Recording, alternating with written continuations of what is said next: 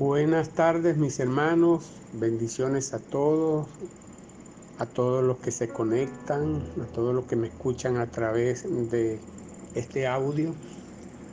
Hoy, es día jueves. Como todos los jueves acostumbrados, pues tenemos la consideración del discipulado de los jueves.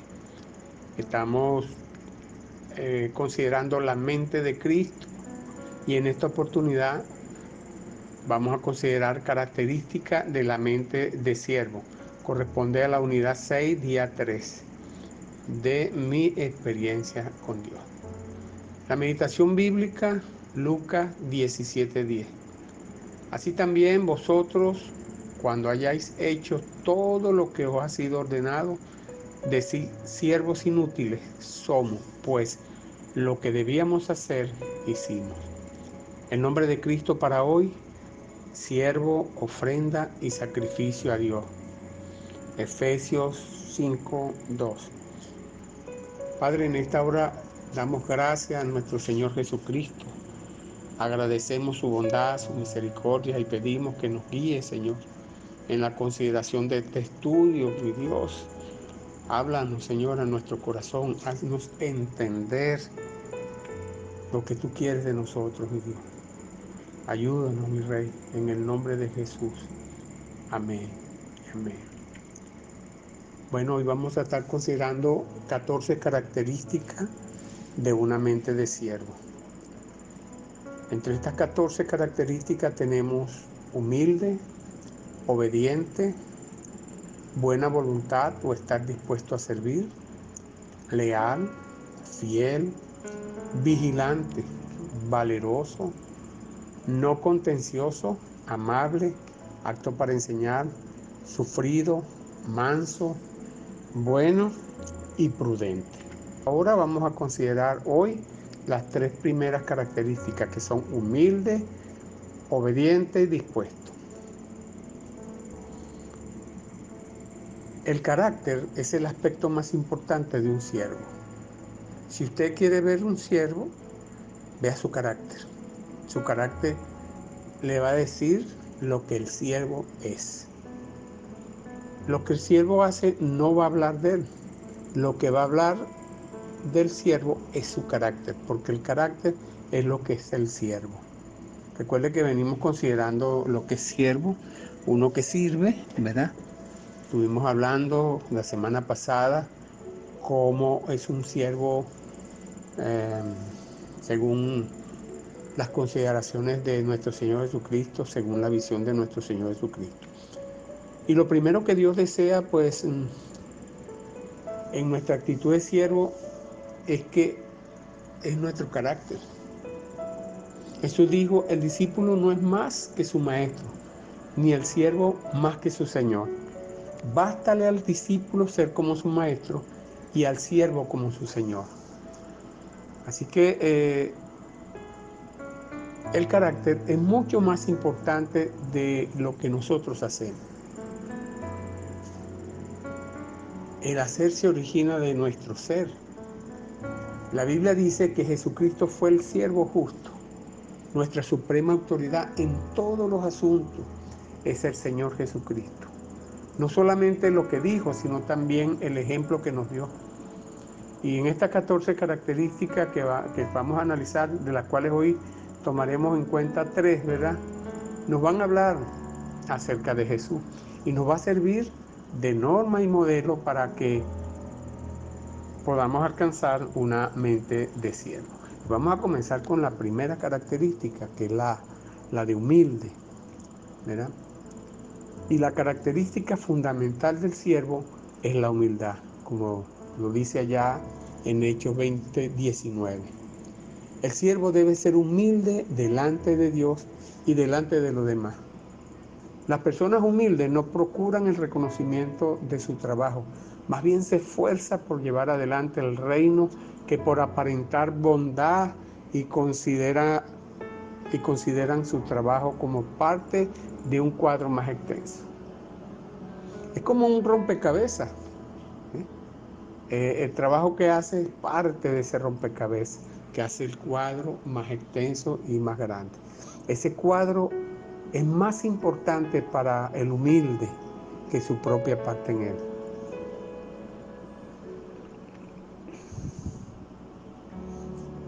Al saber que a menudo que el trabajo depende del trabajo complementario de otro, las personas humildes aprenden de ellos y procuran facilitar las obras de los demás. La humildad establece de hecho de que en realidad somos miembros del cuerpo de Cristo. Pocas veces el cuerpo ha funcionado como una unidad en el pasado porque ha estado dividido por muchos supuestos líderes. Algún día la iglesia será lo que tuvo el propósito de ser, una asociación de humildes, como dice en Lucas capítulo 22, versículo 24 al 27. Lo cual, esto es imposible entre los orgullosos. La humildad le permite a Dios manifestarse. Dios dice, yo habito en las alturas y la santidad, y con el quebrantado y humilde de espíritu, para hacer vivir el espíritu de los humildes y para vivificar el corazón de los quebrantados. Isaías 57, 15. Realmente a Jesús le desagradaba, inclusive mostró indiferencia y desapego por los orgullosos, pero sí tuvo un afecto especial por los humildes y despreciados. Así que nuestro Dios se manifiesta a los humildes. Nuestro Señor era humilde. Los amigos de Jesús eran personas humildes, comunes y corrientes. Por lo regular, Jesús no cultivaba estrechas relaciones con personas influyentes, aunque Él no dejó de atenderlas. Cuando somos humildes, permitimos a Dios que se manifieste en nuestras vidas. La humildad permite la manifestación de Dios en cada uno de nosotros. Una costumbre del primer siglo era tener un siervo que les lavara los pies a los huéspedes que venían a sus casas. Pues las calles para ese entonces eran muy polvorientas porque no estaban pavimentadas, eran calles de tierra. Bueno, y la gente llegaba con sus pies llenos de tierra. Sin embargo, Jesús en una oportunidad asumió esa función de siervo ante la última cena y les lavó los pies a sus discípulos. Jesús les encomendó este servicio a ellos, como lo registra Juan 3, capítulo 13, versículo 14 al 17. Jesús mostró un espíritu de siervo humilde, uno que sirve, un don de servicio. El don de servicio le estaba enseñando a sus discípulos. Cuando somos humildes, tenemos la actitud apropiada a la obra del Señor y hacia los demás, permitiendo a Dios manifestarse en nuestras vidas y manifestarse a otros por medio de nosotros. Efesios capítulo 6, versículos 5 al 6, dice de la siguiente manera: siervos, obedeced a vuestros amos terrenales con temor y temblor, con sencillez de vuestro corazón, como a Cristo, no sirviendo al ojo como los que quieren agradar a los hombres, sino como siervos de Cristo, de corazón, haciendo la voluntad de Dios.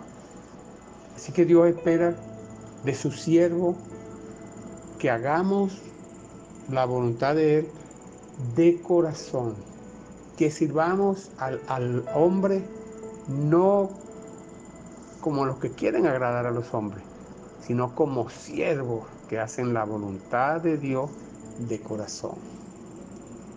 Así que Dios nos demanda humildad a través de su palabra. La segunda característica es la de obediente. Ser obediente es comprender la autoridad del Señor sobre mi tiempo y sobre mi vida.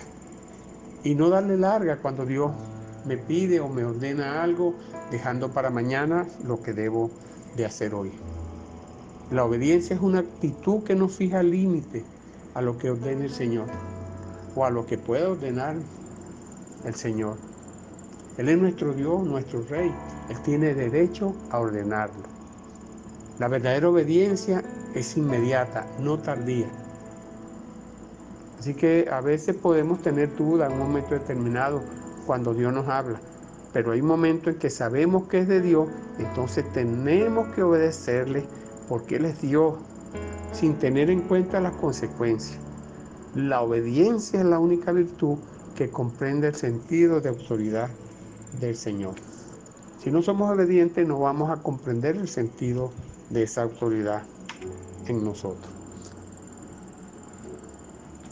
La obediencia significa que usted es verdaderamente un siervo. 1 Samuel 15:22 dice: ciertamente el obedecer es mejor que los sacrificios, y el prestar atención que la grosura de los carneros. Cuando somos obedientes, tenemos un corazón enseñable. Cuando no somos obedientes, nuestro corazón no va a aprender porque no es un corazón enseñable, no es un corazón humilde ni obediente. Por eso la obediencia es siempre lo mejor que nosotros podemos hacer. Porque la obediencia tiene algo interesante, ¿no? Que la obediencia le va a permitir a Dios actuar de un modo poderoso en nuestra vida. Quiero mostrarle ahora a través de la narrativa una experiencia de esta obediencia. Y se da el caso allá en el libro de Jueces, capítulo 7, versículo 2 en adelante, que le voy a leer. Dice la palabra, ¿verdad? Y Jehová dijo a Gedeón: el pueblo que está contigo es mucho para que yo entregue a los madianitas en su mano. No sea que se alabe Israel contra mí diciendo: mi mano me ha salvado. Ahora pues a pregonar en oídos del pueblo diciendo: quien tema y se estremezca, madrugue y devuélvase desde el monte de Galaad. Y se devolvieron del pueblo 22,000 y quedaron 10,000. Es interesante porque estos madianitas, amalecitas y los hijos del oriente que estaban en su campamento, dice la palabra que estaban tendidos en el valle como langostas en multitud, y sus camellos eran innumerables como la arena que está a la ribera del mar en multitud. Imagínese usted cómo estaba, contra quién se enfrentaba en esta oportunidad Gedeón. Y Dios le dice a él, ¿verdad? Que despida a la gente, que el que tema o se estremezca, que madrugue y se devuelva. Y como le acabo de leer, se devolvieron, ¿cuántos? Se devolvieron 22,000, quedaron 10,000, o sea, eran 32,000. Sin embargo, Dios le dice a Gedeón lo siguiente: aún es mucho el pueblo, llévalos a las aguas y allí te los probaré. Y del que yo te diga, vaya este contigo, irá contigo. Mas de cualquiera que yo te diga, este no va contigo, el tal no irá. Entonces llevó el pueblo a las aguas, y Jehová dijo a Gedeón: cualquiera que lamiere las aguas con su lengua como lame el perro, aquel pondrás aparte. Asimismo a cualquiera que se doblare sobre su rodilla para beber. Y el número de los que lamieron llevando el agua con la mano a su boca, 300 hombres. Y todo el resto del pueblo se dobló sobre sus rodillas para beber las aguas. Entonces Jehová dijo a Gedeón: con estos 300 hombres que lamieron el agua, os salvaré y os entregaré a los madianitas en tus manos, y váyase toda la demás gente, cada uno a su lugar. Y Gedeón, ¿qué hizo? Obedeció de inmediato, dice la palabra. Cuando Dios le dijo que redujera de su ejército de 32,000 a solo 300, Gedeón no vio para atrás. Aunque era una multitud grande, Gedeón creyó la voz de Dios. Primero que todo creyó la voz de Dios. Y la derrota que Dios le dio de los madianitas fue una gran victoria para la fuerza de Dios. Pero Dios recibió el reconocimiento por la victoria. No hubiera sido memorable si la victoria, si Gedeón pues hubiera luchado con su ejército original. Y Dios pudiera exigirnos cosas extrañas, como le exigió a Gedeón y también como le exigió a Josué en la batalla de Jericó, porque también a Josué, allá en capítulo 6, 1 al 20, ¿verdad? También Dios le pidió a Josué cosas que para muchos puede ser inexplicable, ¿verdad? Y sin embargo, Dios le pidió a Josué que hiciera algo porque Jericó estaba cerrado, pues, estaba bien cerrada, cercada, y nadie entraba ni salía, porque ya los hijos de Israel, era causa de los hijos de Israel que iban para allá, porque ellos venían conquistando. Y Dios le dice a Josué, mira Josué, yo te he entregado en tu mano a Jericó y a su rey, con sus varones de guerra. Y le da instrucciones, le dice pues que rodee la ciudad con todos los hombres de guerra, yendo alrededor de la ciudad una vez. Le dice que vaya durante 6 días y 7 sacerdotes que llevaran bocinas de cuerno de carnero delante del arca. Y al 7º día daréis 7 vueltas a la ciudad y los sacerdotes tocarán la bocina. Y cuando toquen prolongadamente el cuerno de carnero, así que oigáis el sonido de la bocina, todo el pueblo gritará a gran voz y el muro de la ciudad caerá. Entonces subirá el pueblo, cada uno derecho hacia adelante. Y bueno, y para hacerle corta la historia, Josué obedece y ordena el ejército va adelante, después van los que van con las bocinas, con los sacerdotes, ¿verdad? Después viene detrás de ellos el arca y después viene la retaguardia. Y fueron y rodearon esos muros. Por cierto, los muros eran altos y de ancho medían como 6 metros, de grosor. Según algunos historiadores, ¿verdad? Y era muy alto para escalar. Lo cierto es que él hace como Dios le manda. En el primer día dan la primera vuelta y se vuelven a su campamento. El segundo día igual, iban tocando bocinas y se fueron. Y así hicieron los 6 días, pero el 7º día dieron 7 vueltas, tocando, alabando al Señor, ¿verdad? Y cuando iban con las bocinas y las bocinas sonaban continuamente, iban tocando la bocina y la retaguardia iba atrás del arca continuamente. Y Josué le había dicho a ellos que no gritaran ni se oyera voz hasta que él le dijera. Y bueno, fue el 7º día, cuando ellos dieron las 7 vueltas, que el Señor que Josué le dice a ellos, gritad porque Jehová os ha entregado la ciudad. Y gritaron fuertemente. ¿Y ¿sabes qué sucedió? Se cayó el muro. Es tremendo, hermano, cuando hay obediencia. Solo cuando hay obediencia se pueden lograr los grandes propósitos de Dios. Cuando somos obedientes, ¿verdad? Esa obediencia va a permitir actuar a Dios de un modo poderoso. Hay un secreto en la obediencia.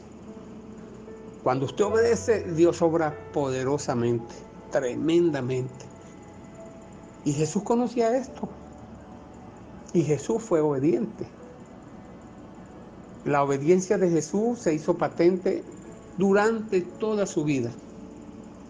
Aún desde niño, desde cuando tenía 12 años de edad, de cuando Jesús hizo su aparición, después de la aparición de Jesús en el templo. El escritor Lucas nos dice que descendió con ellos, con José y María, y volvió a Nazaret y estaba sujeto a ellos. Eso está en Lucas 2:51. O sea que desde niño el Señor era obediente a su Padre. Y Jesús dijo que todo lo que el Padre le ordenó decir, Él lo dijo y obedeció meticulosamente. Y al final de su vida, Jesús declaró: mas para que el mundo conozca que amo al Padre, y como el Padre me mandó, así hago. O sea que Él siempre obedeció hasta el fin de sus días como hombre aquí en la tierra. Él obedeció. No escogió palabras descuidadamente. Jesús obedeció de una manera perfecta. El tremendo poder que tiene la obediencia hace que Dios haga cosas tremendamente poderosas a través de nosotros, inclusive en nuestras vidas, en medio nuestro. Así que Dios se agrada de un hombre obediente. La tercera característica que vamos a considerar es la buena voluntad o estar dispuesto a servir. Efesios 6:7 dice: sirviendo de buena voluntad como al Señor y no a los hombres.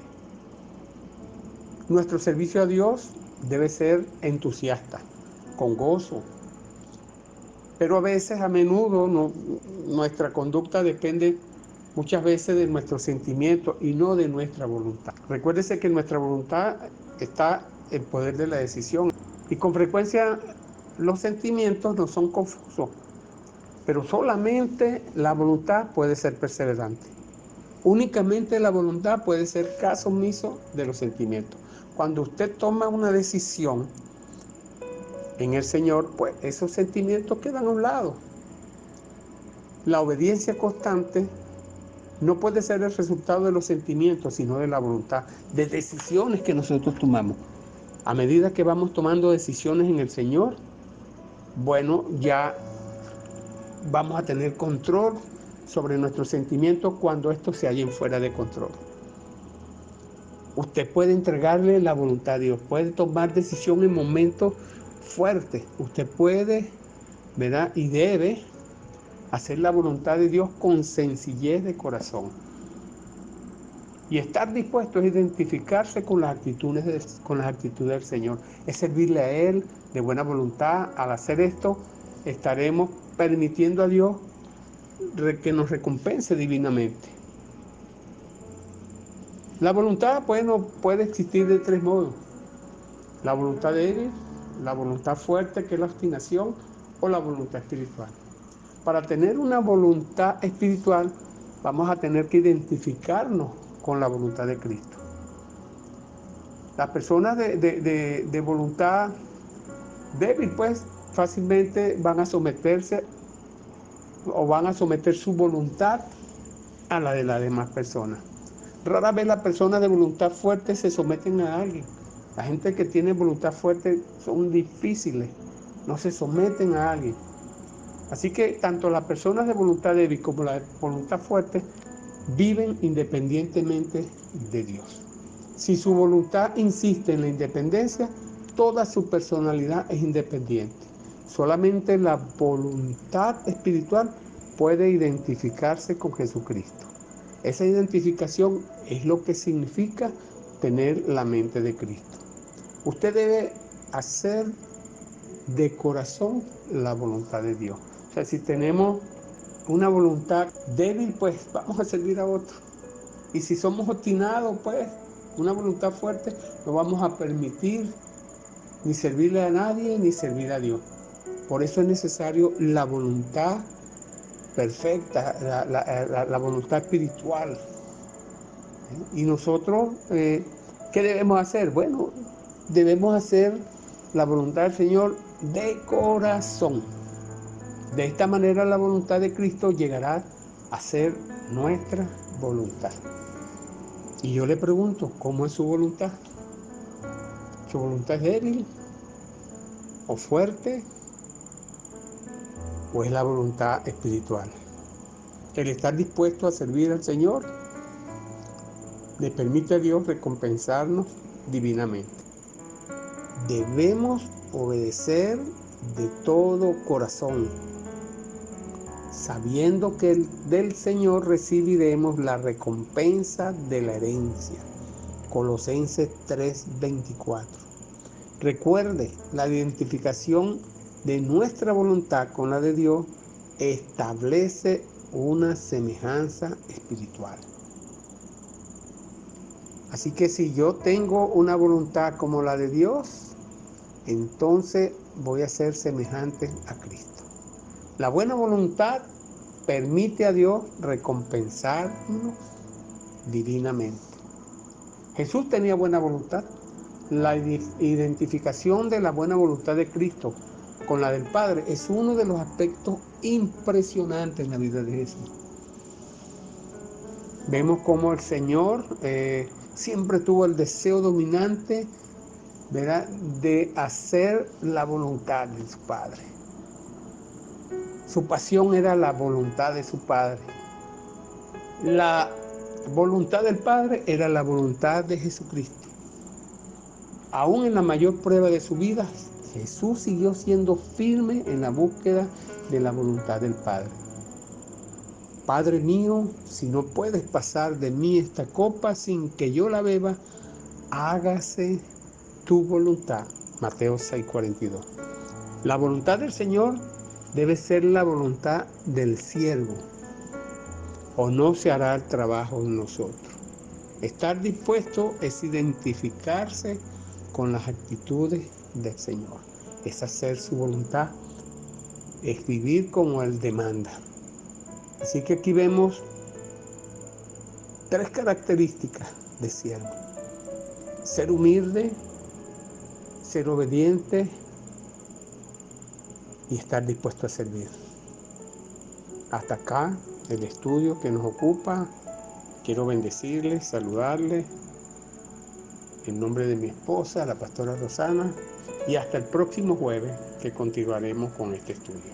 Dios les bendiga.